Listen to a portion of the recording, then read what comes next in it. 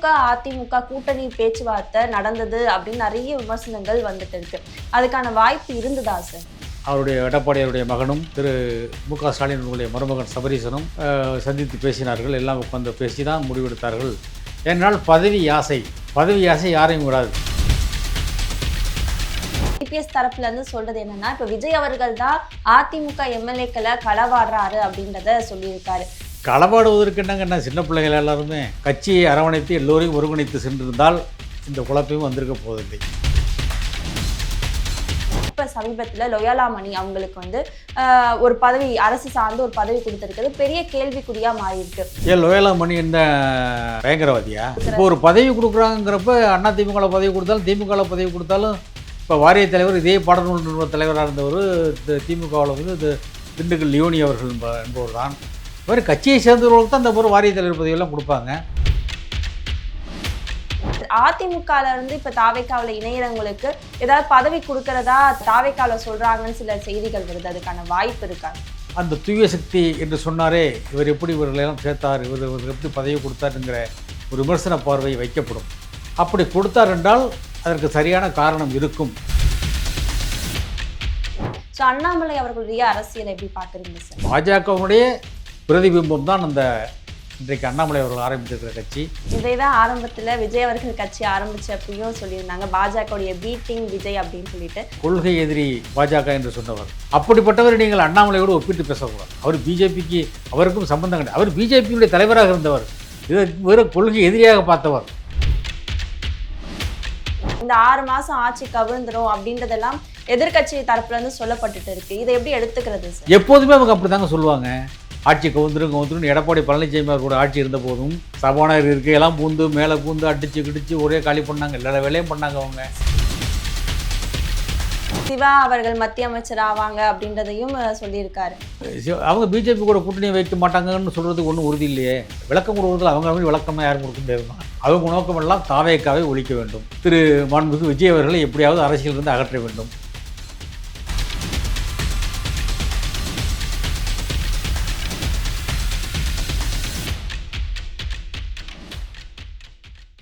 C7 voice நேயர்களுக்கு வணக்கம். இன்றைய நேர்காணலில் நம்மோடு இணைந்திருக்கிறார் டி நகர் தொகுதியின் முன்னாள் எம்எல்ஏ VP கலைராஜன் அவர்கள்.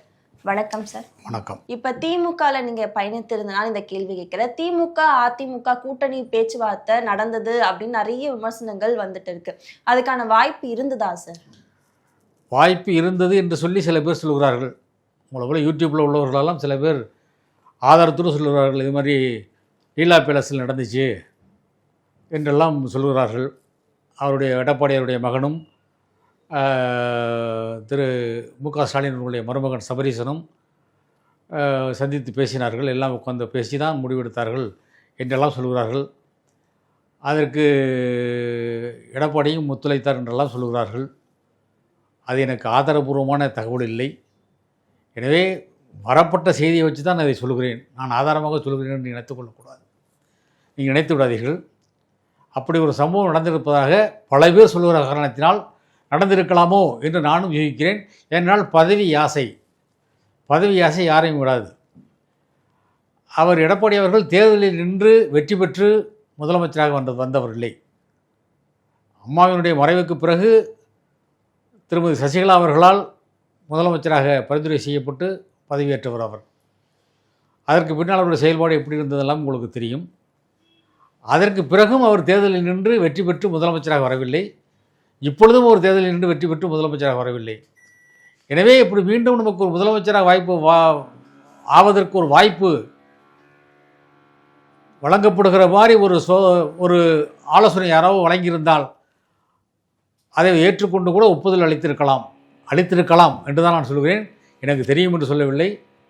நடந்திருப்பதற்கு வாய்ப்பு இருக்கிறது. ஓகே. ஆனா அவர் இபிஎஸ் தரப்புல இருந்து சொல்றது என்னன்னா, இப்ப விஜய் அவர்கள் தான் அதிமுக எம்எல்ஏக்களை களவாடுறாரு அப்படின்றத சொல்லியிருக்காரு. இதை எப்படி ஏற்புடையதா பார்க்க முடியுதா சார்? களவாடுவதற்கு என்னங்கன்னா, சின்ன பிள்ளைகள் எல்லாருமே எம்எல்ஏக்களாக இருக்கிறவர்கள் எல்லாருமே எனக்கு தெரிஞ்சவர்களாக, அதில் இருக்கிறவங்க எல்லாருமே எனக்கு தெரிந்தவர்கள் தான். அதிமுகவில் இன்றைக்கு சட்டமன்ற உறுப்பினராக வந்தவர்கள் எல்லாம் இன்றைக்கு ராஜினாமா செய்துவிட்டு ஏன் வருகிறார்கள்? நீங்கள் எல்லோரையும் அரவணைக்க வேண்டும். திரு அண்ணன் எடப்பாடி பழனிசாமி அவர்கள் கட்சியை அரவணைத்து எல்லோரையும் ஒருங்கிணைத்து சென்றிருந்தால் இந்த குழப்பமும் வந்திருக்க போவதில்லை. அவர் போய் திரு விஜய் அவர்கள் போய் ஒரு குரூப் ஆஃப் எம்எல்ஏஸை போய் பார்க்க போகிறாரு. அதனால் அவர்கள் உள்ளவர்களெல்லாம் பதவி விட்டு நீக்கிட்டு அவர்களெல்லாம் பதவி கொடுக்க மாட்டேன்னு சொல்லிட்டு அவங்களெல்லாம் போகிறப்போ அவங்க விரக்தி ஆகுறாங்க, வெளியேறுறாங்க. அப்படி சில பேர் திமுக போகிறாங்க, சில பேர் தாவேக வர்றாங்க. அவங்களை நீ அரவணைச்சு போக வேண்டியதுன்னு தவறு செய்தவர் மனிதன் இல்லை. தவறு செய்து விட்டார்கள் என்று நீங்கள் தெரிந்து விட்டீர்கள். அவர்களை மன்னித்து ஏற்றுக்கொண்டீர்கள். ஏற்றுக்கொண்ட பிறகு அவர்களுக்கு கொடுக்க வேண்டிய பதவியை நீங்கள் கொடுக்க வேண்டும். உதாரணத்துக்கு துணை பொதுச் செயலாளர் என்ற பதவியை திரு வேலுமணி அவர்களுக்கு கொடுத்தார்கள். அவர் அதை ஏற்றுக்கொள்ளவில்லை. எனக்கு அந்த பதவி வேண்டாம், என்னை நம்பி வந்தவர்கள் 10 பேர் மாவட்ட செயலாளர்களே வந்தார்கள், அவர்களுக்கெல்லாம் பதவி கொடுக்கவில்லை என்று அவர் சொல்லுகிறார். ஒரு கட்சியை தலைமையேற்று நடத்துகிற போது நல்லவர்களும் இருப்பார்கள், கெட்டவர்களும் இருப்பார்கள். அம்மா அவர்கள் பேசாத பேச்சா மற்றவர்கள்? அவர்கள் பெயரை நான் சொல்ல விரும்பவில்லை இங்கே. அதில் ஒரு சிலர் மறைந்து விட்டார்கள், சில பேர் இன்றைக்கும் இருக்கிறார்கள். அப்படி பேசியவர்களெல்லாம் கூட அம்மா அவர்கள் ஏற்றுக்கொண்டு அவர்களை அமைச்சராகவும் ஆக்கி அழகு பார்த்தவர்கள். அப்படி அம்மாவுக்கு இருக்கிற அந்த பெருந்தன்மை எடப்பாடியார் இடத்திலே இருந்திருக்குமே. ஆனால் இப்படி விலகி சிதறுண்டு இன்றைக்கெல்லாம் வருவார்கள், தாவேக்காக செல்வார்கள் என்று நான் நினைக்கவில்லை. அதுதான் காரணம் என்று நான் நினைக்கிறேன். ஓகே சார், தொடர்ந்து அரசியலில் நிறைய மாற்றங்கள் வந்துட்டு இருக்கிறத நம்மளால பார்க்க முடியுது. இப்போ தாவேக்கா ஆட்சி மீதும் நிறைய விமர்சனங்கள் முன் வச்சுட்டு வராங்க. இப்போ ரீல்ஸ் ஆட்சியாக இருக்குது அப்படின்ற ஒரு விமர்சனம் இருக்குது. இன்னொரு பக்கம் இப்போ சமீபத்தில் லொயாலா மணி அவங்களுக்கு வந்து ஒரு பதவி, அரசு சார்ந்து ஒரு பதவி கொடுத்துருக்குது, பெரிய கேள்விக்குறியாக மாறி இருக்கு. இந்த மாதிரியான விஷயங்களில் தாவேக்கா ஏன் இதை பண்ணுறது அப்படின்னு ஒரு கேள்வி வருது இல்லை சார்? ஏன் லொயாலா மணி இந்த பயங்கரவாதியா? அவங்களுடைய தாவேக்காவுடைய பேச்சாளரா இருந்தாரு. சோ எந்த அடிப்படையில அவருக்கு கொடுத்தாங்க அப்படின்னு நிறைய விமர்சனங்கள். இப்ப நீங்க சொல்றீங்கல்ல தாவேக்காவுடைய பேச்சாளர் இருந்தாருன்னு.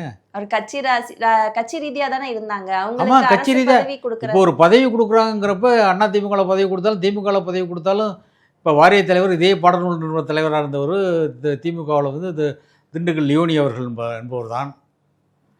சகோதரர் லியோனி அவர்கள் கட்சிக்காரர் என்பதற்காக தான் அந்த பதவி கொடுத்தாங்க அவருக்கு. வேறு கட்சியை சேர்ந்தவர்களுக்கு தான் அந்த ஒரு வாரிய தலைவர் பதவியெல்லாம் கொடுப்பாங்க.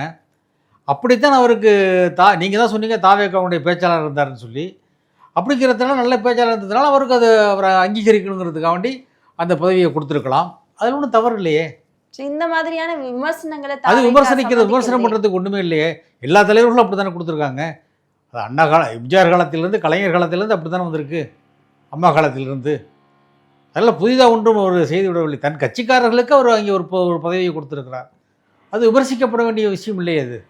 ஓகே சார், அதே மாதிரி இப்போ அதிமுகவில் இருந்து இப்போ தாவேக்காவில் இணையறவங்களுக்கு ஏதாவது பதவி கொடுக்கறதா தாவேக்காவில் சொல்கிறாங்கன்னு சில செய்திகள் வருது. அதுக்கான வாய்ப்பு இருக்கா சார்?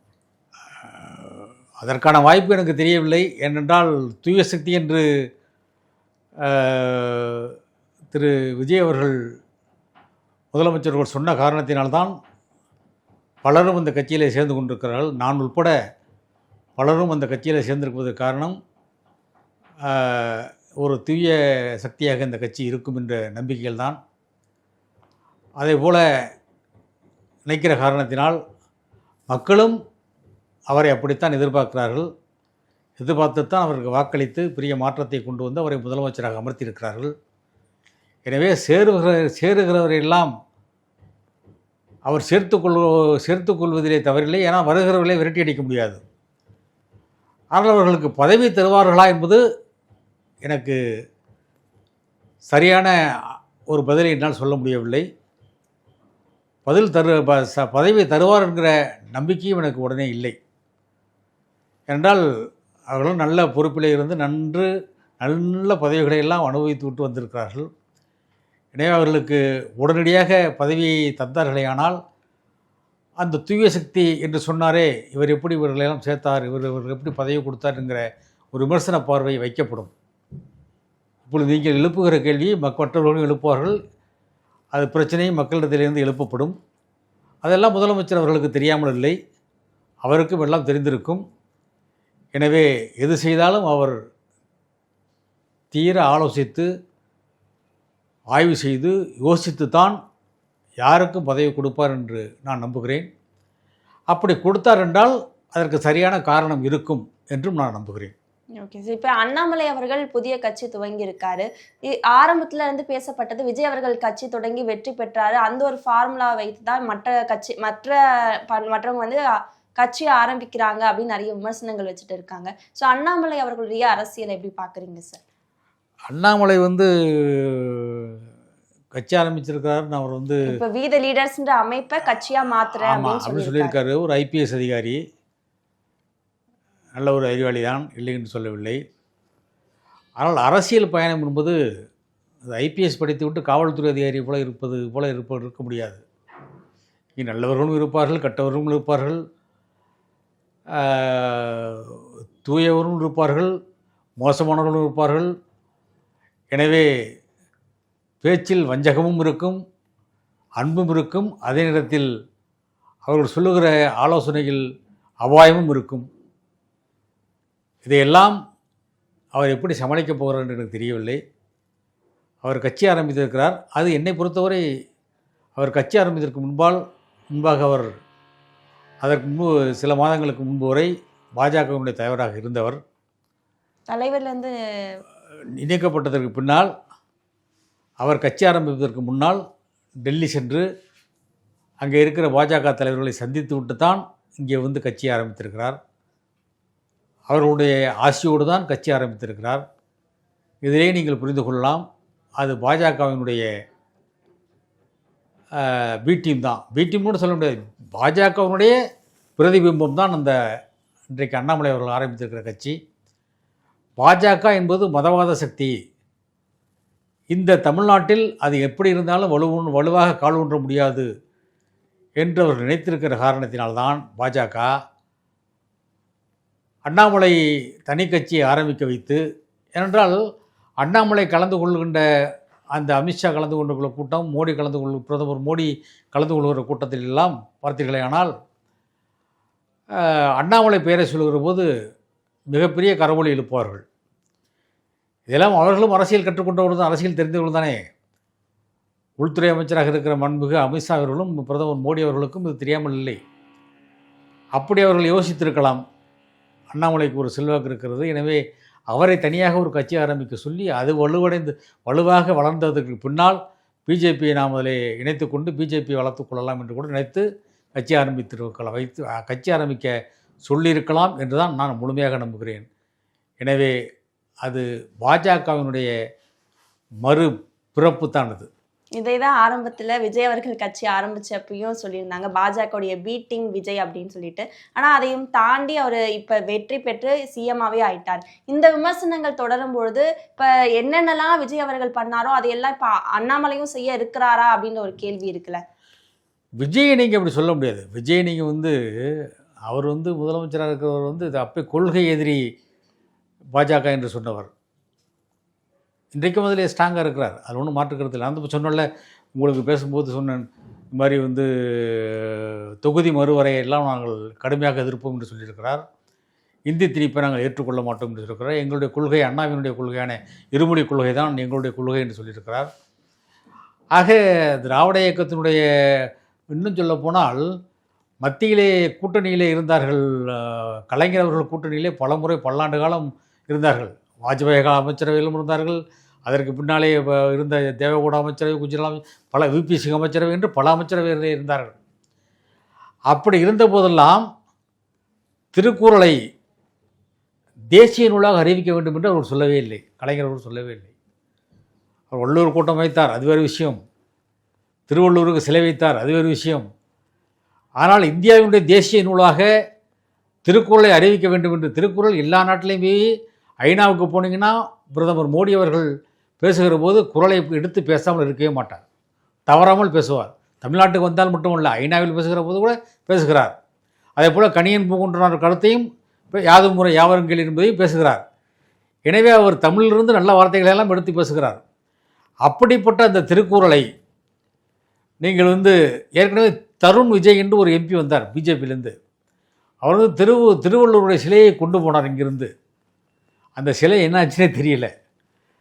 ஆக அவர்கள் திருக்குறளை நேசிக்கிறார்கள் இல்லை என்பதற்குள் நான் செல்லவில்லை.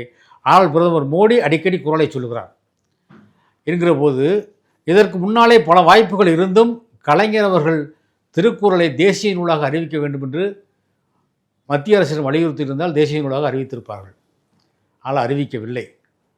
இன்றைக்கு திருக்குறளை தேசிய நூலாக அறிவிக்க வேண்டும் என்று 10 நாட்களுக்கு முன்னாலே சொன்னவர் இன்றைய முதலமைச்சர் ஜோசப் விஜய் அவர்கள். அதை யாராலும் மறுக்க முடியாது. அதற்காக தமிழிலிருந்து அத்தனை பேரும் தமிழினமும் அவரை நெஞ்சார பாராட்டுகிறது. அப்படிப்பட்டவரை நீங்கள் அண்ணாமலையோடு ஒப்பிட்டு பேசக்கூடாது. அவர் பிஜேபிக்கு அவருக்கும் சம்பந்தம் கிடையாது. அவர் பிஜேபியுடைய தலைவராக இருந்தவர்.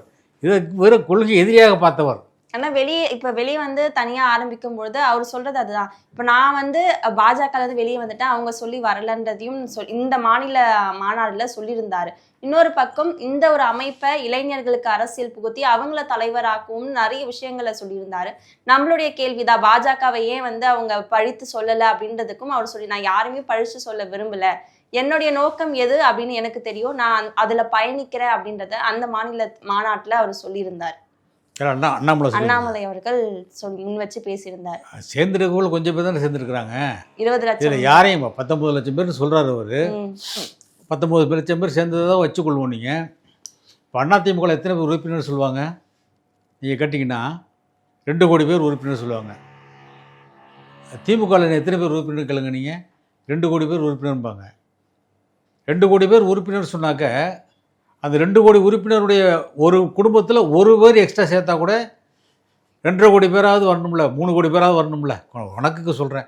நான் சொல்லுவது 4 கோடி கணக்கு வரணும். கணக்குப்படி பார்த்தீங்கன்னா ஓட்டு 2 கோடி வாங்கவே இல்லை யாருமே.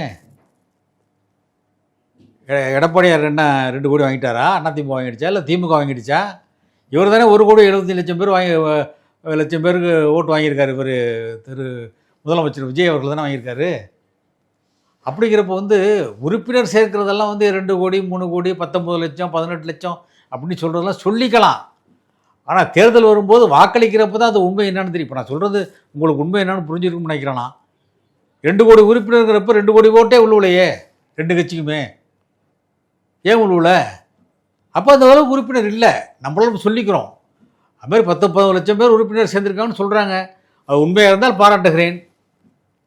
அப்படியே அது இருந்தால் கூட அதில் 19 லட்சத்தில் 15 லட்சம் பேர் பிஜேபி சேர்ந்தவங்களாக தான் இருந்தாக்க புதுசாக யாரும் சேர்ந்துருக்க மாட்டாங்க. அங்கே இருக்க கருணாகராஜன்லேருந்து எல்லாருமே அங்கே தான் போய் சேர்ந்துருக்குறாங்க. அப்படிங்கிறதுல பிஜேபியுடைய வாக்கு வங்கி தான் குறைஞ்சிருக்கும். கம்பேர் டு காங்கிரஸ், பிஜேபி தமிழ்நாட்டில் கொஞ்சம் வளர்ந்துருக்குங்கிறது நான் மறுக்கலை. அந்த வளர்ந்துருந்ததை அண்ணாமலை இழுத்துட்டு போயிருக்காரு, அவ்வளவுதான். ஆனால் வந்து இவங்க வந்து திமுக வந்து யார் கட்சி ஆரம்பித்தாலும் சரி உடனே பிஜேபியினுடைய பி டீம் என்ற குற்றச்சாட்டை அவர்கள் சொல்லுவார்கள். அப்படித்தான் வந்து விஜயும் சொன்னார்கள் அவர்கள். இன்றைக்கி சட்டமன்றத்தில் பார்த்தீங்கன்னா ஆளுநர் உரை நிகழ்த்தினாங்க. அர்லேக்கார் வந்து பேசினார். அவர் வந்து பேசுனதில் வந்து அப்படியே அந்த படித்தார். உடனே ஆளுநர் என்று சொன்னாலே மாநில அரசாங்கம் அவர் கூட சண்டை போடணுமா அப்படின்னு ஒன்றும் விதி கிடையாது. ஆளுநர் கூட அட்ஜஸ்ட் பண்ணி போகலாம்ல. மோதி ஜெயிக்கிறதோட பேசி ஜெயிக்கிறது தானே திறமை. அதுதானே பாராட்ட வேண்டிய விஷயம்.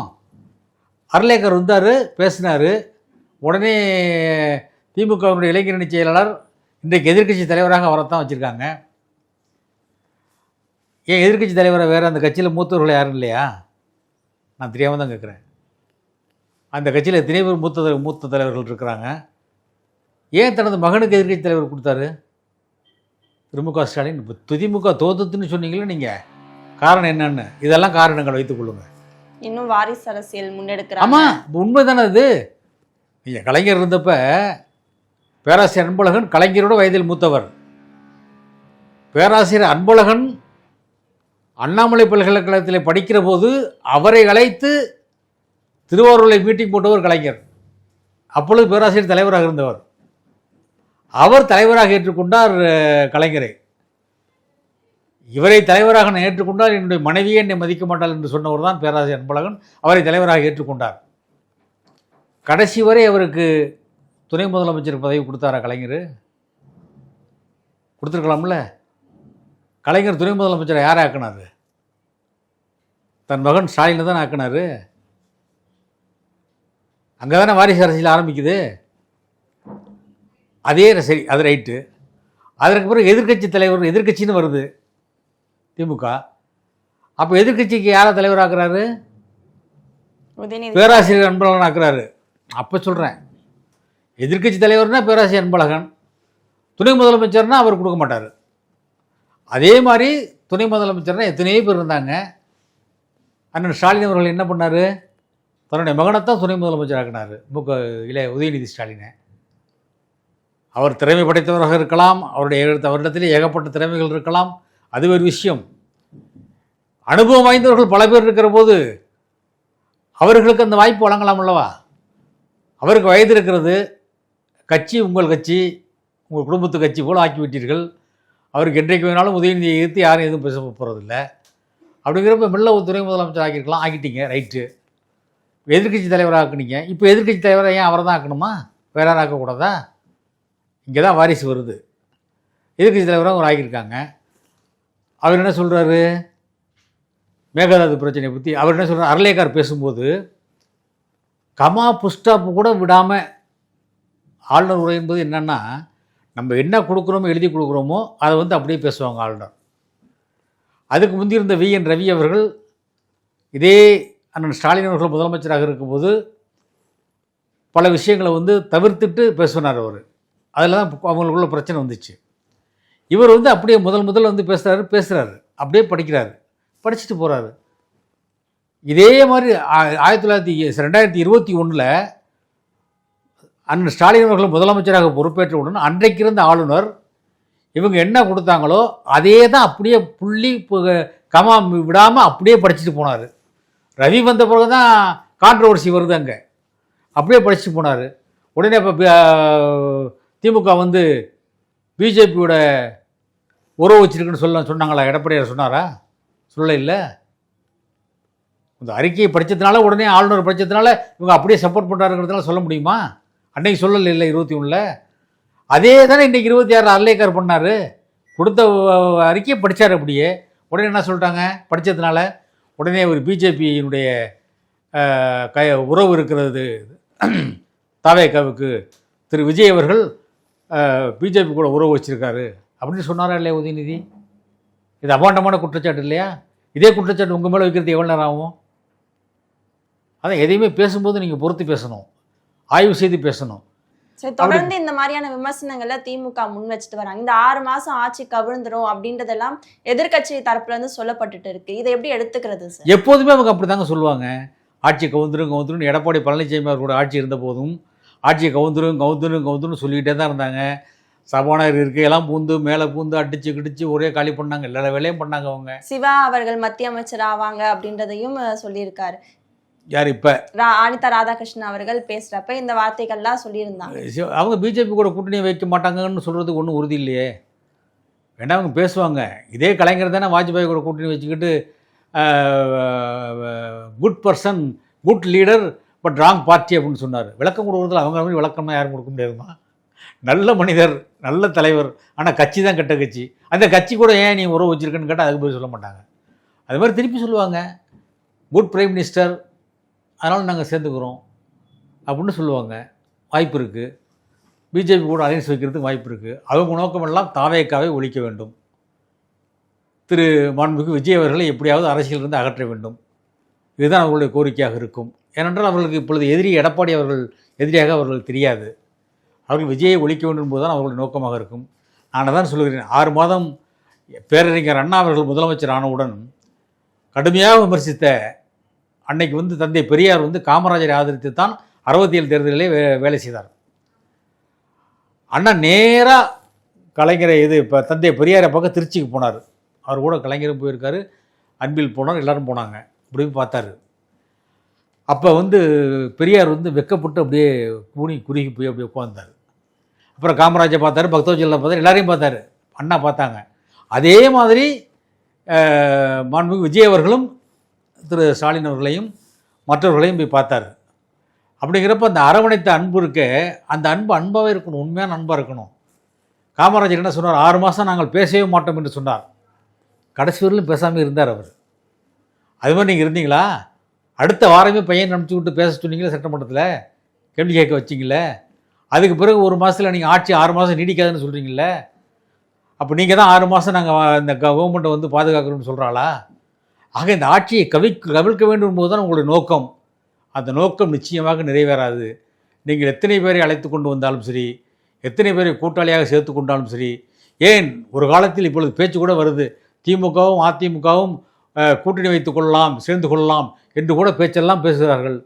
யாரோடு கூட்டணி வைத்தாலும் சரி, மக்கள் இன்றைக்கு மாண்புமிகு முதல்வர் விஜய் அவர்களை முழுமையாக ஆதரிக்கிறார்கள். குறிப்பாக தாய்மார்கள், இளைஞர்கள் கடுமையாக அவர்கள் இன்றைக்கு முழுமையாக மனப்பூர்வமாக ஆதரிக்கிறார்கள்.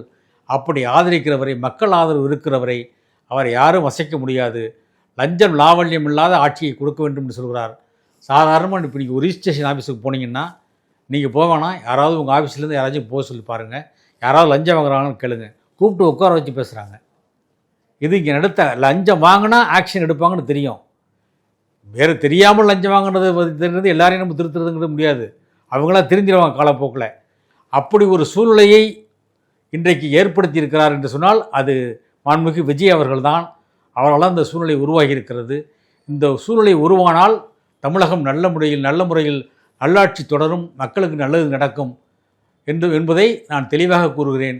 எனவே மக்கள் இன்றைக்கும் திரு மாண்புமிகு விஜய் அவர்கள் பக்கம் இருக்கிறவரை யாரோடு கூட்டணி அமைத்தாலும் அவரை வெல்ல முடியாது. ஓகே சார், நீங்க சொன்ன மாதிரி உதயநிதி அவர்கள் வாரிசு அரசியல கொண்டு வந்திருந்தாலும் எதிர்கால அரசியல்ல அதிமுக கரைஞ்சிட்டு இருக்கு அப்படின்ற ஒரு விமர்சனம் பார்க்கப்படுது. அதனால அண்ணாமலை, உதயநிதி, விஜய் அப்படின்ற ஒரு களம் மாறத்துக்கான வாய்ப்பு இருக்கா சார்? அதிமுக கரைஞ்சிக்கிட்டு வருதுங்கிறது நீங்கள் சொல்கிறீங்க. எடப்பாடி இன்றைய நிலையில் கூட அண்ணன் எடப்பாடி அவர்கள் எல்லோரையும் அரவணைத்து அவரிடத்திலிருந்து பிரிந்து சென்றவர்களெல்லாம் மீண்டும் அழைத்து அவர்களுக்கு பதவிகளை தந்து அவர்களை எல்லாம் ஒன்று சேர்த்து வென்றார்கள் என்றால் அதிமுக அழிக்க முடியாது. ஏனென்றால் புரட்சித் தலைவர் எம்ஜிஆர் அவர்களால் உருவாக்கப்பட்டு அம்மா அவர்களால் நிலைநிறுத்தப்பட்ட கட்சி அந்த கட்சி. 96 வெறும் 4 சீட்டு தான் ஜெயிச்சிச்சு அதிமுக. அம்மாவே பர்கூரில் தோத்தாங்க. அப்போ உடனே அதிமுகவே முடிஞ்சு போச்சுன்னு சொன்னாங்க. எப்போ? 96. அதுக்கு பிறகு வந்து 98 நாடாளுமன்ற தேர்தல் அப்படியே க்ளீன் ஸ்வீப் அடித்தாங்க அம்மா. யாரும் எதிர்பார்க்காது. பாஜக கூட இங்கே போட்டிட்டு வெற்றி பெற்றுச்சு. அம்மா அலையன்ஸில் பாமகவும் வெற்றி பெற்றுச்சு, மதிமுகவும் வெற்றி பெற்றுச்சு. எல்லாருக்கும் டெல்லிக்கு வழிகாட்டினாங்க அம்மா. அப்படிப்பட்ட நிலையை உருவாக்குனது அதிமுக 2 வருஷத்துலேயே. அதனால் அதிமுக அழிந்து போய்விடும் என்று யாரும் நினைத்தால் அது தவறு. இவர் அணுகுமுறையை மாற்றவில்லை என்றால் அப்படி ஒரு நிலை ஏற்றாலும் ஏற்படலாம். ஆனால் அணுகுமுறையை அவரும் மாற்றிக்கொள்வார் என்று நான் நம்புகிறேன். அப்படி மாற்றிக்கொண்டால் நிச்சயமாக அதிமுகவை எடப்பாடியாரில் யார் இருந்தாலும் சரி அதிமுகவை நிச்சயமாக அழியாமல் காப்பாற்ற முடியும்.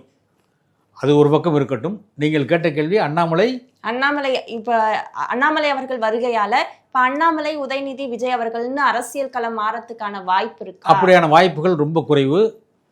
வந்தாலும் பிற்காலத்தில் வந்தாலும் போட்டி உதயநிதி வெர்சஸ் மாண்புமிகு முதலமைச்சர் விஜய் அவர்கள் என்றுதான் மாறலாமே ஒழிய, ஒருவேளை திமுக அதிமுக கூட்டணி வைத்தால் கூட அந்த அலைன்ஸ் வெர்சஸ் தாவேகா என்கிற போட்டி தான் வருமே ஒழிய, வேறு கூட்டணி வந்து அண்ணாமலையோ மற்ற பிஜேபியோ அல்லது வேறு பெயரில் எந்த கட்சி வந்தாலும் வருவதற்கு வாய்ப்பில்லை. போட்டி இனிமேல் பிற்காலத்தில் உதயநிதிக்கும் இவர்களுக்கும் தான் போட்டி என்கிற நிலை வரும். ஓகே சார், தொடர்ந்து பல்வேறு அரசியல் தகவல்களை பகிர்ந்து கொண்டதுக்கு நன்றி சார். மிகவும் நன்றி.